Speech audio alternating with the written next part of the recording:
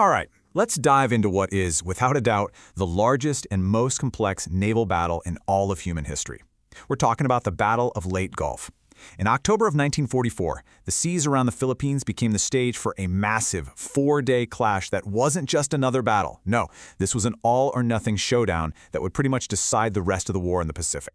So let's get into how this absolutely epic confrontation went down. And when I say massive, the scale is it's hard to even wrap your head around. Seriously, try to picture this. More than 200,000 sailors and pilots spread out over 100,000 square miles of ocean. We're talking hundreds of warships, battleships, carriers, destroyers, all converging in this chaotic, brutal series of fights that would determine who controlled the Pacific. You don't even have to take my word for how decisive this was. Just listen to Japan's top naval commander, Admiral Toyota. This quote right here is absolutely chilling. He's basically saying, that's it, we're done. From the Japanese perspective, this wasn't just a battle they might lose. It was a final, desperate roll of the dice for their entire empire, and they knew it right from the jump. Okay, so let's set the stage. Why here, why now? It's late 1944, and the Allies are really pushing Japan back, island by island. The famous U.S. General Douglas MacArthur is about to make good on his promise, I shall return to the Philippines. The whole point of the invasion was to land on this island, Leyte, and basically cut Japan's lifeline to all the oil and rubber and other critical stuff they were getting from Southeast Asia. And this really gives you a snapshot of just how dire the situation was for Japan. I mean, look at this mismatch. The Allies brought a fleet of around 300 ships. And the Imperial Japanese Navy, battered and worn down after years of war, they could only scrape together about 67 major warships. When you're facing odds like that, your only option is to come up with a plan that is incredibly bold and incredibly desperate. So what do you do when you're that outgunned? Well, you come up with something like Shogo 1, which translates to Operation Victory 1. This was, without a doubt, one of the most complicated naval plans ever drawn up. It was this huge, high-risk gamble that relied on pure deception and surprise to try and overcome their massive disadvantage and, hopefully, just annihilate the American invasion fleet. Okay, so the plan is kinda nuts, but it's also kinda brilliant. It's got three moving parts. First, you have the bait. This was a decoy force of Japanese aircraft carriers, most of which didn't even have planes on them, whose only job was to sail north and lure the main American fleet away. With the big guns gone, two other fleets would strike. The Hammer, a huge force of battleships, would punch right through the center. At the same time, the Anvil, a second fleet, would hit from the south. The idea was to catch the American landing force in a pincer and crush it. For this to have any chance of working, everything, had to go perfectly. But of course, a plan on paper is one thing. The reality of war, it's a whole other beast. The Shogo plan almost immediately started to fall apart, and what was supposed to be a coordinated strike just exploded into four separate, incredibly chaotic battles, all happening at once across this huge stretch of ocean. So, right out of the gate, the Japanese Hammer gets hammered. American planes find Admiral Kurita's main battleship force and just unleash hell on it. The pride of the fleet, the super battleship Musashi, took an unbelievable amount of punishment. We're talking 17 bombs and 19 torpedoes before it finally went down. This was such a beating that the Americans thought, okay, that force is done. It's retreating. Big mistake. Okay, quick timeout for Naval Tactics 101 because you need to know this for the next part. It's called crossing the T. Imagine the enemy fleet is the vertical line of a T, and your fleet is the horizontal line on top. This means you can fire every single one of your main guns, a full broadside, at them. Meanwhile, they can only shoot back with a few guns they have pointing forward.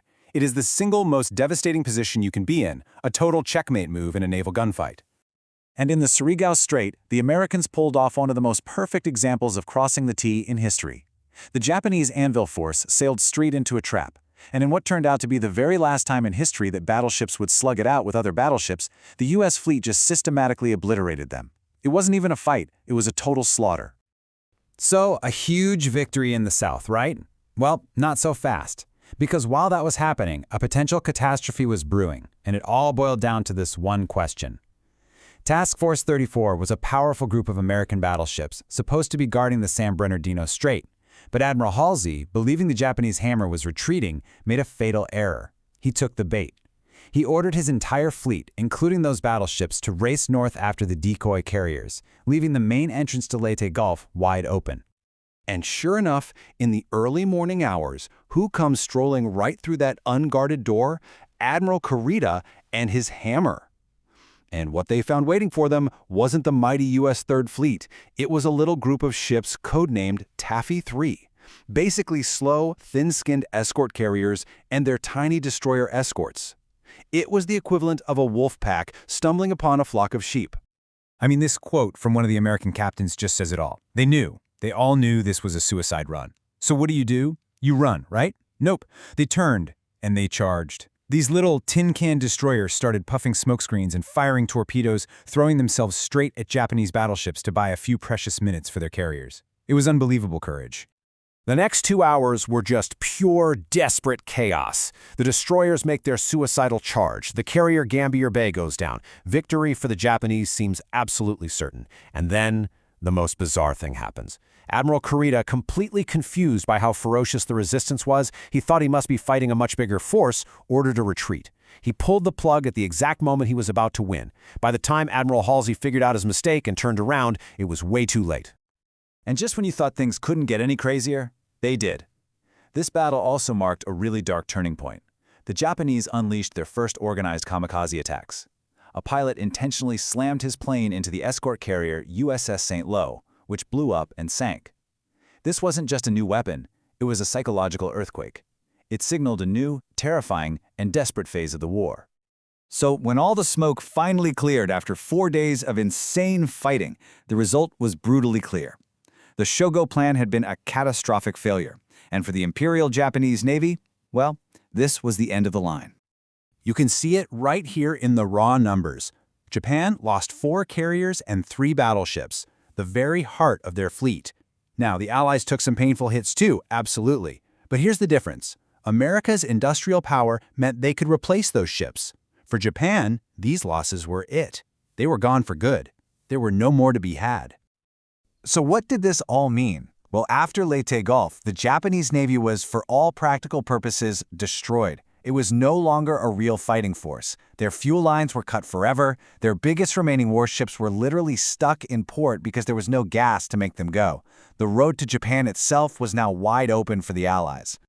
And that leaves us with this one last, fascinating question to think about. There's no doubt that Leyte Gulf was the greatest naval victory in American history. But was it also a near-catastrophic disaster? A win that was secured not by some brilliant plan, but by the unbelievable bravery of a few sailors on tiny ships and the shocking hesitation of an enemy commander at the last second. It's a pretty powerful reminder that in war, the line between an epic triumph and a total disaster can be razor thin.